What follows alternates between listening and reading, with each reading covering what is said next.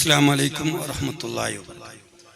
എൻഗ്മെൻസ് association Machampady ഇതിൻ്റെ ആഭിമുഖ്യത്തിൽ നടത്തുന്ന റംലാൻ മുന്നോർക്ക് പരിപാടിയിൽ വേദിയിൽ ഉപവിഷ്ടരായ ഉലമാക്കളെ, ഉമറാക്കളെ, എൻ്റെ മുമ്പിൽ നിൽക്കുന്ന സഹോദരന്മാരെ, സഹോദരന്മാർ, കഴിഞ്ഞ 23 കൊല്ലങ്ങളായി ഈ പരിസരത്തിൽ ജീവകാരുണ്യ പ്രവർത്തനത്തിൽ മുന്നിൽ നിൽക്കുന്ന ഒരു സംഘടനയാണ് എൻഗ്മെൻസ് അസോസിയേഷൻ.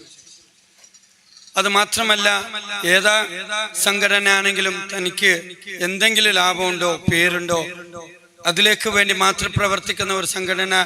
അതിന് പകരമായി നമുക്കറിയാം, ഏകദേശം 10 ലക്ഷത്തോളം ചെലവ് ചെയ്തുകൊണ്ട് സ്വന്തം നാട്ടിൽ നിന്നോ ബാക്കിയുള്ളവരിൽ നിന്നോ പിരിക്കാതെ വെറും സംഘടനയുടെ പ്രവർത്തകരിൽ മാത്രം പിരിച്ചുകൊണ്ട് 10 ലക്ഷത്തോളം ചെലവ് ചെയ്ത് ഞങ്ങളുടെ മുമ്പിൽ നിൽക്കുന്ന ഈ ഒരു റോഡ് പോലും ചെയ്തത് ഈ എൻഗ്മെൻസ് അസോസിയേഷനാണ്.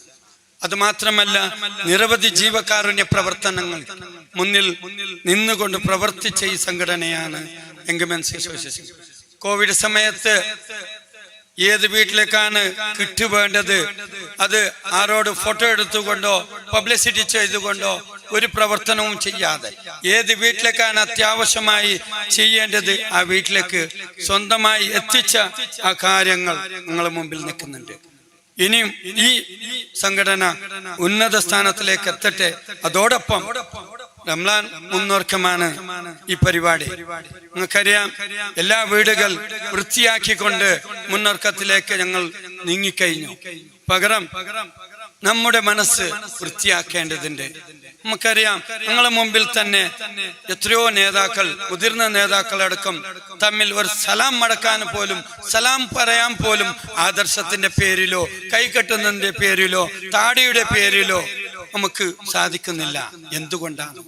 അതുകൊണ്ടാണ് ഇന്ന് ശത്രുക്കൾ ഞങ്ങളെ കാലിന്റെ മുമ്പിൽ വന്ന് നിൽക്കുന്നത്. ആലോചിച്ച് നോക്കാം.